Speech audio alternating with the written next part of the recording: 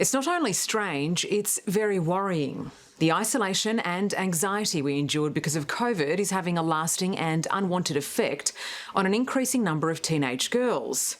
It appears to have given them a kind of Tourette's syndrome. They're ticking uncontrollably. Doctors don't understand why, but there's no doubt it's a very real mental health condition. And even more bizarrely, it seems popular TikTok videos are playing a role in it. For the young girls who are suffering, there's no filter, which is a way of warning you the language in this story is at times offensive. It hasn't been easy to be a teenager these past couple of years. But for Metallica Torzillo, life has been especially hard. In 2020, right in the most difficult months of COVID, the 14-year-old began to experience extreme tics. Hi, how are you?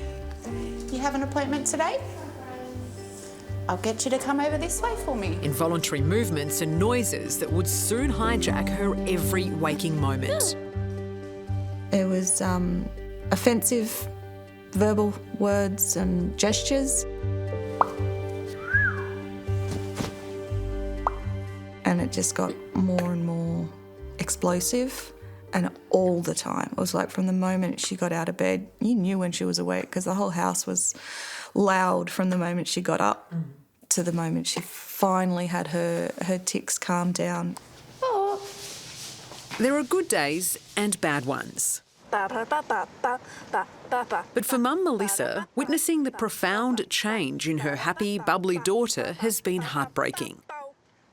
This bright, spunky, fiercely independent young girl, just trapped within her own head, within her own body. It's really hard to watch her. You were anticipating that one. I was. Yeah, you saw it coming. What made you want to do that to Mum just then? Her stupid voice. Okay, no. You don't mean that though, do you? Ta-da! Diagnosed with both Tourette's and a functional neurological disorder, Metallica sometimes has no control over what she does and says. So how do your tics come out? Is it yelling? Is it hitting? Is it kicking? How do your tics come out? Yelling, screaming, kicking, hitting, pinching, biting, spitting. You name it. Yep. Has it been a tough past couple of years for you? A little bit. Yes. A lot, yeah? I would say yes. What's been tough? Lockdowns and not seeing my friends as much. Mm-hmm. Do you feel trapped by your tics? Not really, just a bit held back. Well, time to die. It was in the midst of the stresses of lockdown that Metallica's 17-year-old sister Charlie also developed her own, less severe tics. Do you set each other off when you're together? Does it get worse? If it's bad for her, it's likely to set me off. Okay. And most of the time, I'll walk away. So it's like not gonna set me off and then make it worse for her. And what sets you off, do you think, Metallica? Everything. Which means life at home can sometimes be a recipe for chaos. No, we haven't need chaotic. Oh. Metallica, why did you do that? God damn it! Is it hard to sometimes tell when Metallica is being herself or when the tics have sort of taken over? Sometimes it's really hard. There's a massive cock in front of me. There's... I missed that. What was that? Sorry. Obviously, it was funny. She said there's a massive cock in front of me. All right. Sorry. You're talking about the microphone, right? Forgot where we were. No, well, this is the thing, isn't it? I mean, is it quite unpredictable living with someone like Metallica? It's very unpredictable, and some things come so left of field and you can't help but laugh. But at least we get some fun moments in there. Yeah. Go beyond. Go beyond. Metallica is at the extreme end of a global mental health crisis that emerged during the pandemic. A mysterious explosion of severe physical and vocal tics affecting mainly teenage girls. Incredibly, in some cases appearing overnight, completely out of nowhere, and sharing remarkable similarities that have confounded the medical world. But I do that a lot. How do you feel when you look back at some of the videos that captured you during the height of your ticking? It feels really strange looking back at it because I was so different. Like, oh gosh, like I can't believe that was me, like, gosh. It's remarkable just how far Michaela Colby has come. These days, the bright and cheerful 16-year-old is pretty much tick-free. But 2 years ago, she was in the constant, unrelenting grip of extreme tick attacks. Pissed. Stop making out with my dog. Michaela's tics appeared suddenly and without warning. Much to the shock of Mum Nicole and the rest of her family. I was serving up dinner. Wasn't in the room, but I heard some weird bang noise, kind of something's going on, bit of a yell. So I went in there and she's laying on the floor and I thought she was having a massive anxiety attack. Next minute the arm flies or the leg starts to do something and she's like, I didn't mean to do that. So it was very scary. Yeah, it was horrible. Mexi, can you hold her hand? This home video captures that first terrifying evening, as Mickey and her family struggled to comprehend the involuntary movements that had started to take over her body. It was kind of like I'd kind of lost that sense of like control and like just in that kind of moment. And it was just a really strange situation. Yeah. Michaela was rushed to hospital where doctors were baffled. You suck my hairy balls! It would emerge she was suffering from a new kind of tic disorder that would soon be seen more and more. My dick fell off. A few years. I'd never heard of this ever before. And everyone that I'd seen and spoken to was in shock, like doctors and like at the hospital. It was just this unknown thing that was happening and they were all kind of scared, which made me like a bit scared as well. How long did it last? It didn't stop. No. It just kept going. Yeah. It just got worse. For 9 gruelling months, Michaela was trapped by her own uncontrollable impulses. Stop wanking! An extraordinary array of tics that could reveal themselves in the most surprising of ways. I mean, she wasn't just verbally ticking. She was doing handstands and rolling around on the ground and, you know, the school would ring and going, oh, we got a tick this week, which is doing the splits. Just kicking things and throwing things everywhere and... A few holes in the walls. Yeah. Yeah, I tried to bite my finger off at one point as well. So it was quite distressing for everyone around me at that point in time as well. And I was constantly on edge. But yeah, just lots of really dramatic physical things. Michaela, as it turned out, was far from alone. As medical experts struggled to explain a mysterious explosion of identical cases worldwide. Certainly the first couple of patients, I thought, oh, what is this? But then when you saw a couple more patients, and I started speaking to a few people around the world who were also seeing something similar, then the penny dropped and we thought, oh, we're seeing something different. So there was suddenly a wave of teenage girls developing tics out of nowhere. Absolutely. It was all over the world. You know, all of the continents were seeing something similar. Professor Russell Dale is a paediatric neurologist at Westmead Children's Hospital. An expert in the workings of the young brain, he's been diagnosing children with Tourette's for the past 23 years. It was early in 2020 when this new wave of patients began. And the first patient you saw was Michaela 2 years ago. That's where this all started. Yeah, she was the first patient I saw at the time. I didn't know, is this Tourette? And it became clear, no, it wasn't. Usually Tourette's syndrome comes on gradually at an early age, affecting 4 times as many boys as girls.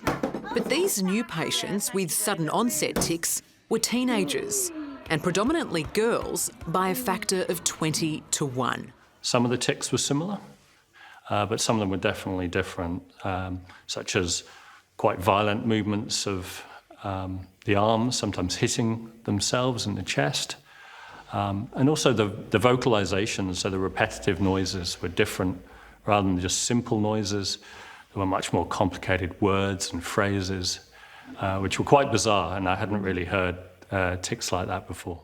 So you had quite the confounding medical mystery on your hands. Absolutely. It's very unusual, and that's why it was so noticeable. As you'll see, it's a mystery that's turned up some surprising answers. Is social media behind an epidemic of teenage tics?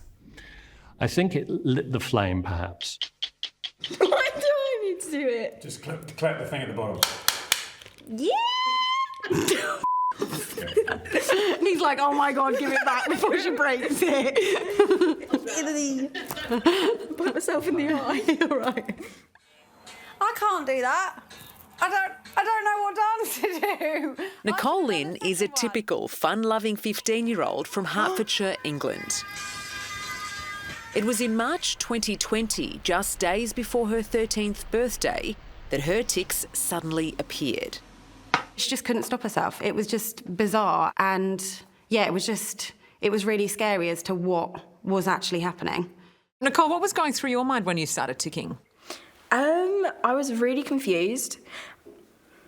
I got a bit... Oh, I keep stuttering because it keeps making me stop. Sorry. But I think I was kind of confused about the whole thing. Do you worry when it's happening? I think I'm more panicked about how long it's going to last. Because sometimes it lasts for a few minutes, sometimes it lasts for hours on end. What began as a series of neck and facial twitches soon escalated to an extraordinary array of physical and vocal tics and plenty of colourful language. Off. Meaning Mum Jodie had to develop the thickest of skins. Stare at me again and we'll chop your bollocks off. Brilliant. So they're the ones that are going to cause you trouble when you're out and about. Oh, yeah, of course. One of the worst tics that she picked up, it was probably about 3 weeks in, and she kept ticking to me in a vocal tic, I'm Madeleine McCann. That tic's never gone. Even now, 2.5 years later, randomly she'll come out with, I've been kidnapped, I'm Madeleine McCann. Like, we could be sat at traffic lights and I can scream. And she'll be smashing on the window next to somebody who's parked next to us at a traffic light going, help, my mum, I've been kidnapped. And I'm like... Pig bear nap. I'm like, oh my God. She hasn't. Fuck, shit, pussy, ass, mother... Damn, bitch. For all of the jaw-dropping and funny moments Nicole's tics can bring, sometimes they can be utterly debilitating. Severe tic attacks that can last for hours on end. And those tic attacks are horrific. They're really bad. She's like clawing her eyes out or smashing herself in the face or smashing her head on the wall or the floor. And I'm physically having to restrain my child from injuring herself, which she can't help. I mean, Nicole's been hospitalised probably 4 or 5 times now because of the tic attacks. So after now more than 2 years with these tics, have you been able to sort of manage them? Kind of. I think I know my limit. I think I know when I'm getting too much and I kind of need to walk out and kind of sort myself up by alone. But I'm still trying to figure out what works and what doesn't. So we're still figuring it out, I think. Part of the sharp spike in tics seen in teenage girls around the world, it's no coincidence that Nicole's Tourette's also began during the anxiety of COVID. I was very lonely. I think everyone was. I think it was a period of time that, like, I kind of didn't know what to do with myself. Like, there was nothing to do. You can't see your friends, you can't see your family. Obviously, it wasn't a very nice period to be in. The severe stress of social isolation is what paediatric neurologist Professor Russell Dale and his colleagues have identified as the key factor driving this new wave of tics. Often the young people had a a history of some problems such as anxiety, depression, but then the stress of the pandemic plus other stress factors in life accumulated. And if you're chronically stressed, the body starts to fail and struggles to cope, and that's what we think is going on. So is this then a lifelong impact of COVID, of the pandemic? I really hope not, but I suppose we don't know yet. I think we're still in the after effects of the pandemic. Things are still not normal. Ciao, amigos. No, ciao is bye.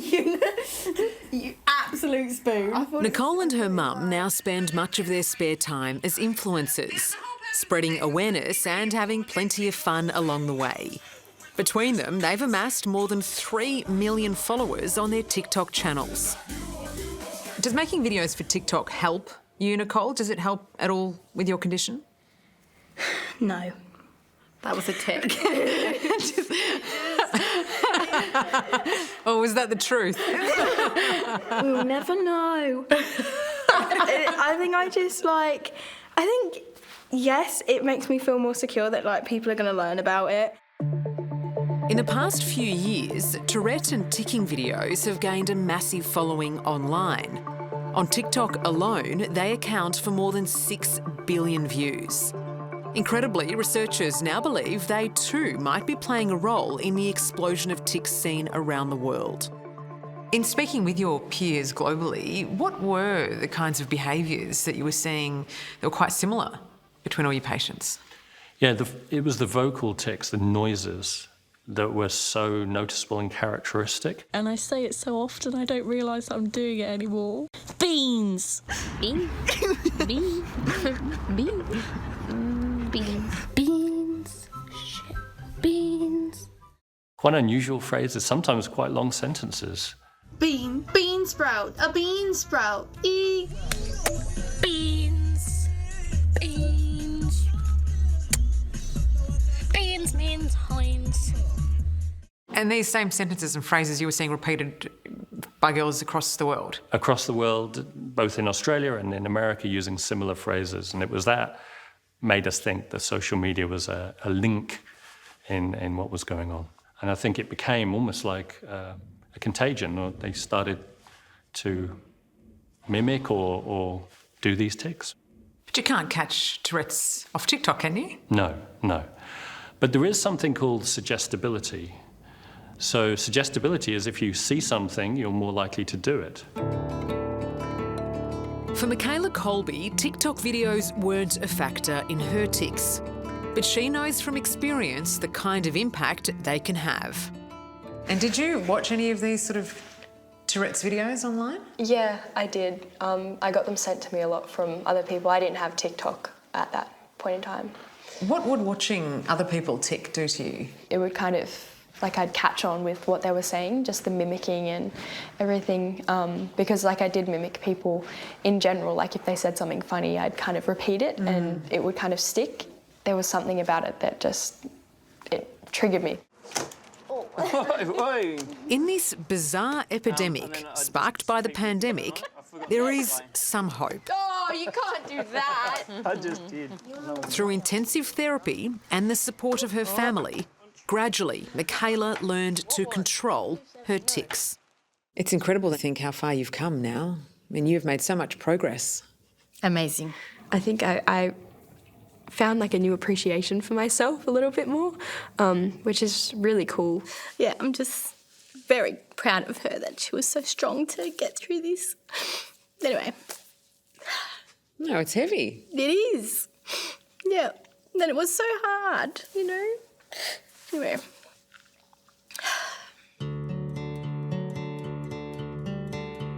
The wonderful thing about Michaela is she's done incredibly well. She's fully recovered and she's clearly a very resilient young person. And so I feel extremely optimistic about her in the future.